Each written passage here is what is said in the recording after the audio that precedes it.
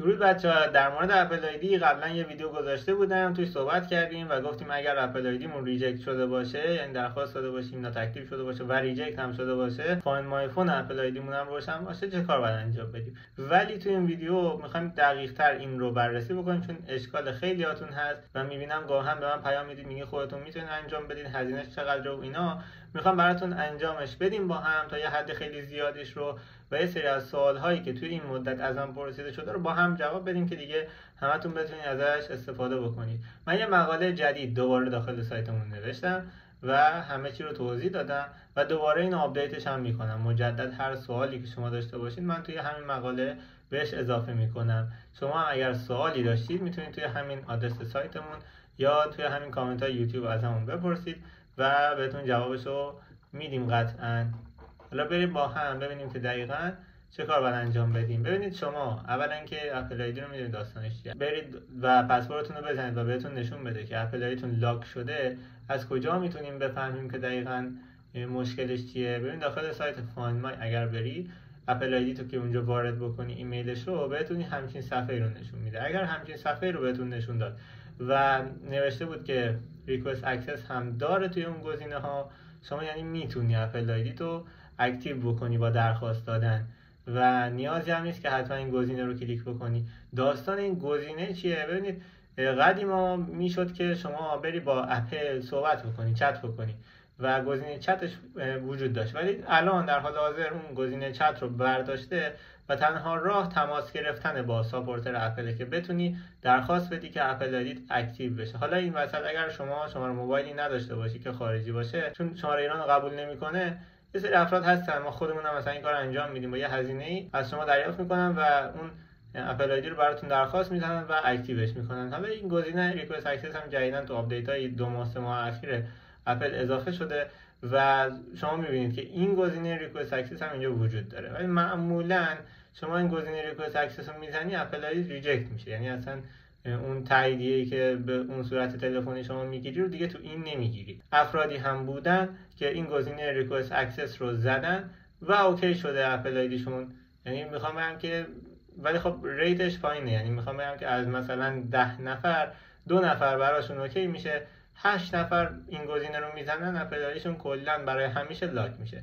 جوابش هم براتون ایمیل میشه، یعنی میاد اینجوری تو ایمیلتون مینویسه که درخواست شما مثلا دیناید شد و یعنی درخواست شما در واقع ریجکت شده، همچین حالتی. بعد دوباره که میری چک میکنی میبینی این گزینه ریکوست اکسس دیگه نیست و فقط نوشته که this account is locked و حالا اینجا شما میمونی که گوشیت هم در واقع فایند مای فونش روشنه و اپل آیدی روش ست شده. حالا میخوای یه برنامه دانلود بکنی یا هر کاری انجام بدی میبینی که نمیتونم مثلا این کارو انجام بدم. حالا ما میخوایم چه کار بکنیم؟ میخوایم اون اکتیویشن لاک گوشیمون رو برداریم. در واقع اپل آیدی رو نمیتونیم دوباره زندهش بکنیم. الان میخوایم اپل آیدی رو روی گوشیمون با یه روش هایی برداریم و بتونیم حداقلش از گوشیمون استفاده بکنیم مجددا. نمیتونیم گوشی رو بندازیم بهش دور و برای این کار هزینه‌های زیادی معمولاً میگیرن. اگر شما برید مراجعه بکنی و به موبایل فروش‌ها پیام بدی مخصوصاً، می‌بینی که من نظرم بر این نیست که حالا اونا مثلا چرا دارن همچین هزینه‌ای میگیرن. خودم موبایل فروش بودم و میدونم دقیقاً اوضاع بازار از چه قراره. شاید مخاطبینی که این ویدیو رو دارن می‌بینن نصفشون مثلا ترمیم‌کار موبایل باشن یا موبایل فروش باشن. ببینید شما وقتی داری مثلا یه کاری رو انجام میدی واسه کسی، داری یه زمانی بالاخره براش میذاری، داری بالاخره یه انرژی براش میذاری، یه تخصصی پشتش خوابیده و نیازه که شما یه هزینه رو بگیری. نمیگم رایگان باید کار بکنی و اینجوری تعادل دنیا اصلا به هم میریزه، اگه قرار باشه همه رایگان واسه هم دیگه کار بکنن. ولی چه اشکالی داره وقتی شما میتونی مثلا یه هزینه معقولی رو بگیری، نه منصف باید باشی، نه بیای مثلا واسه همچین چیزی از مشتریت مثلا 16 میلیون تومان هزینه درخواست بکنی. وقتی اون مشتری همچنان توی شوک هست دیگه شما نباید شوکش رو بیشتر بکنی، مثلا در حد 1 تومن مثلا هزینه بگیری و بخوای اوکیش بکنی، نه اینکه یهو بهش هزینه 17 میلیونی بدی و اذیتش بخوای بکنی. همچین داستانی خلاصه تو بازار هست.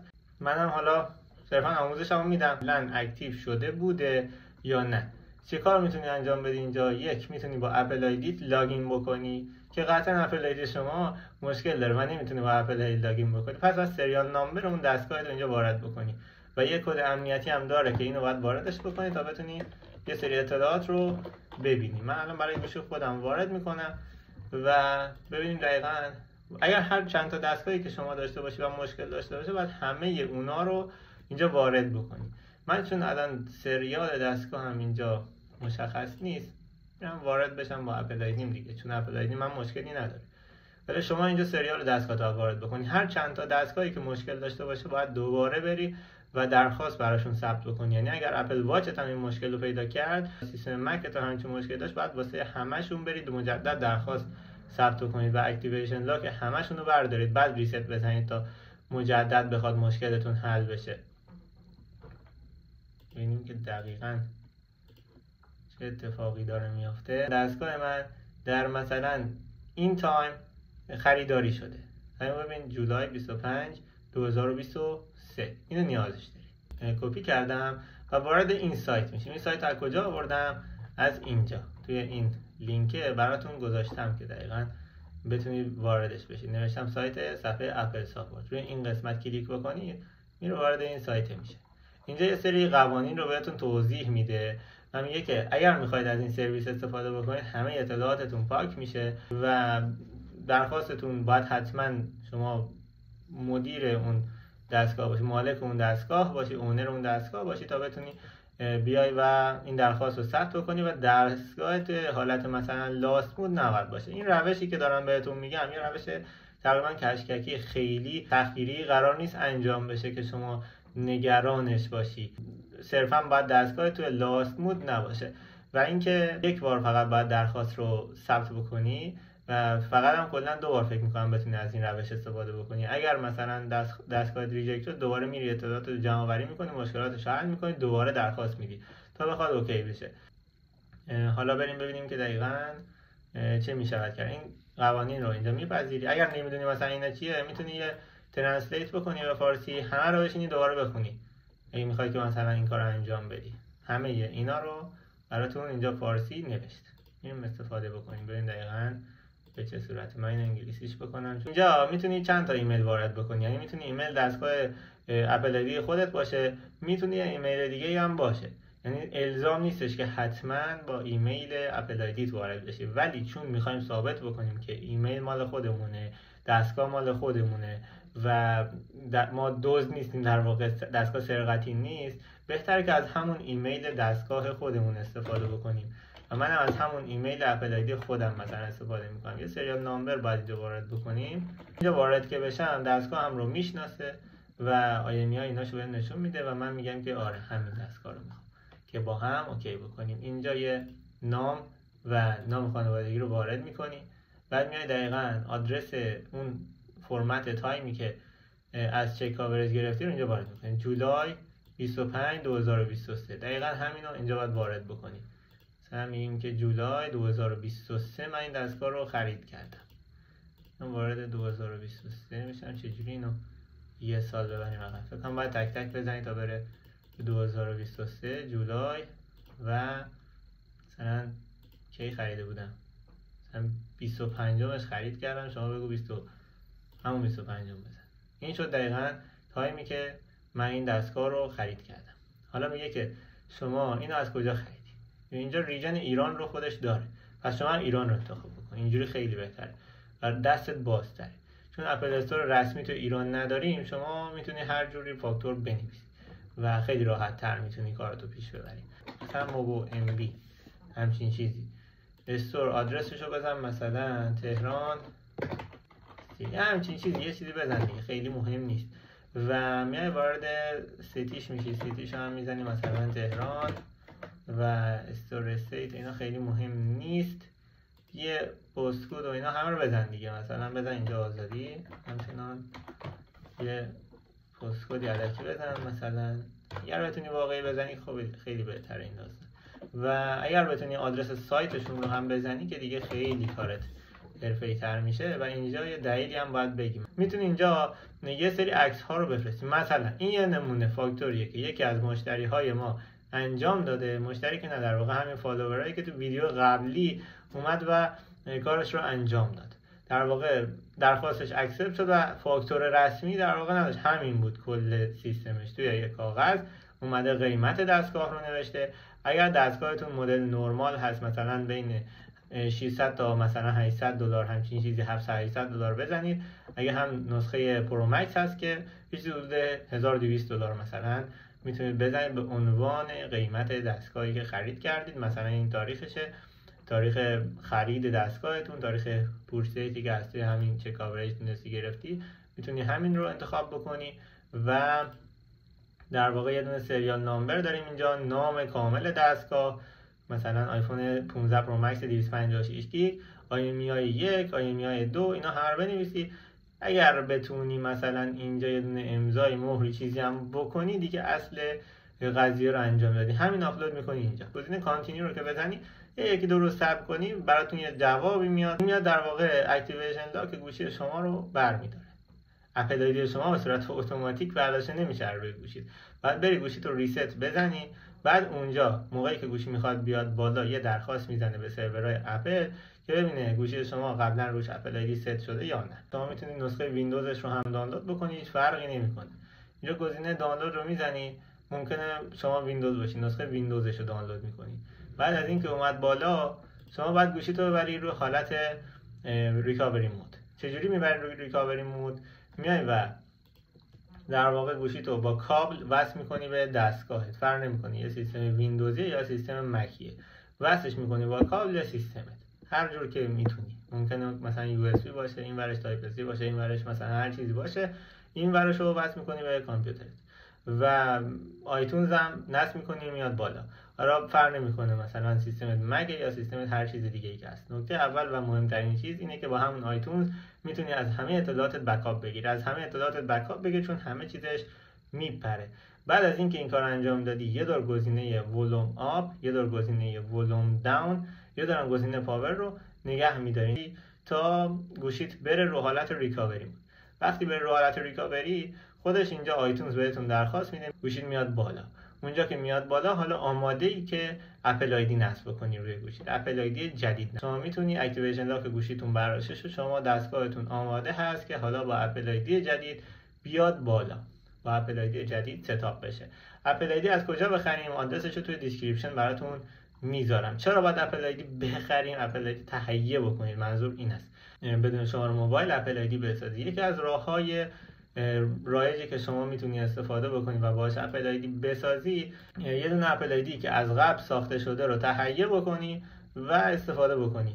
در واقع یه دونه اپل آیدی بدون شماره از قبل تهیه بکنی و اون رو استفاده بکنی. مراحلش رو براتون اینجا توی این لینک گذاشتم، شما اینجا میخونی. مرحله اول چیه؟ مرحله اول این که یه دونه هاتمیل یا اوتلوک میری میسازی از سایت مایکروسافت. چجوری میری میسازی؟ سرچ بکنی برات اینجا سایت مایکروسافت رو میاره. این سایت مایکروسافت، یک کریت فری اکانت میزنی و یه دونه اکانت مایکروسافت جدید میسازی و باهاش میخوایم که استفاده بکنیم برای ساخت اپل آیدی. اینجا میای و یه دونه اوتلوک یا هاتمیل میسازی، فرق نمیکنه هر کدوم دوست داشتی بساز. میتونه پروتون میل یا چیز دیگه هم باشه، صرفا میخوایم جیمیل نباشه. ایمیل رو که ساختی یه دونه اپل آیدی میگیری، همین اینجا نوشیم اپل اکانت رو، یه توضیحات هم هست، این توضیحات رو حتما بخونید و گزینه تکمیل اطلاعات رو بزنید، دیگه میری وارد مرحله پرداخت میشه. بذار اینم براتون انجام بدیم که ببینید دقیقاً به چه صورته. اینو که انجام دادی بهتون اطلاعات اپل آیدی رو کامل میده و حالا باید بری وارد سایت account.apple.com بشی. اینجا میتونی اطلاعات رو وارد بکنی، یه ایمیل، یه دونه پسورد میزنی، اطلاعات رو خود سایت بهتون میده. گزینه other option و don't upgrade داره، اون گزینه other option و don't upgrade رو میزنی و حالا ایمیل و همه اطلاعات رو کامل عوض میکنی. ایمیل اصلی منظورمه که عوض میکنی. بعد حالا ایمیل پشتیبانش هم اگر خواستی رسکیو ایمیلش هم عوض میکنی و خیلی مهمه توی قسمت دیوایسز بری چک بکنی ببینی هیچ کسی داخل اون اپل آیدی شما نباشه و در واقع تاریخ تولد همه چی رو چک میکنی و عوض میکنی و بعدش هم خیلی مهمه دیگه فایند مای فون گوشیتون خاموش باشه. موقعی که میخوای اپل آیدی رو وارد گوشیت بکنی حتما برو و فایند مای فون رو خاموش بکن. بهترین راه اینه که از تو اپ استور بزنی یه برنامه دانلود بشه، اونجا از اپل آیدی میپرسه و همونجا بری اپل آیدی رو وارد بکنی. اینجوری دیگه فایند مای فونت روشن نیست، آیکلودت خاموشه و جلو آیکلود نوشته ستاپ و کلا دیگه خیالت راحته، هیچ مشکلی هم واسه اکانتت پیش نمیاد. هم میتونید در واقع نظر مشتری های ما رو داشته باشید اگر هم از ما خرید کردید یا به هر حال این آموزش به دردتون خورد. خوشحال میشم که نظرتون رو در قالب یک وایس برامون ارسال بکنید. ما اینجا میذاریم وایس ها رو که بقیه هم بتونن استفاده بکنن و این نظرات شما برای ما خیلی ارزشمنده، به ما انرژی میده و میتونیم بهتر کار بکنیم. در واقع این توضیحاتی هم که من در مورد اپل آیدی گذاشتم در واقع همینجا هست. شما میتونید توضیحات قبلی من رو هم که در مورد اپل آیدی نوشته بودم بخونید. تمام نکاتی که نیاز واسه اپل آیدی رو من اینجا براتون گذاشتم، یعنی تمام ارورهاش رو تک تک شما هم بررسی کردیم.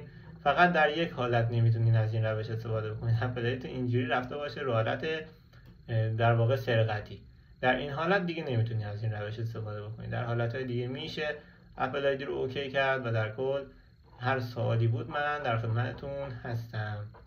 ما رو یه سابسکرایب هم بکنید، ویدیوهای بعدی ما رو از دست ندید. تو ویدیو بعدی میخوام بررسی مک مینی M4 رو بذارم. من جز اولین کسایی بودم که مک مینی M4 رو خریدم.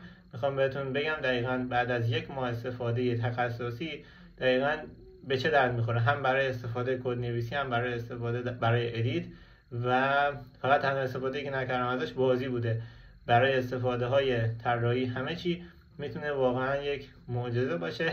در واقع از حتی انتخاب مانیتور که دقیقاً چه مانیتوری رو انتخاب بکنیم و اینا با هم قرار صحبت بکنیم و بررسی کنیم کامل که دقیقاً آیا بریم دنبال سیستم ویندوزی یا بریم دنبال سیستم مک، و اگه میخوایم بریم دنبال سیستم مک چه تفاوت‌هایی با سیستم ویندوزی داره، مک مینی چیه هستند و در کل با هم یه بررسی خیلی خوبی رو داشته باشیم. و ازتون میخوام که توی کامنت ها بهم ایده بدید تا ویدیوهای بعدی رو هم با هم داشته باشیم. لایک و کامنت و فالو و سابسکرایب این داستانا فراموش نشه. دمتون گرمه.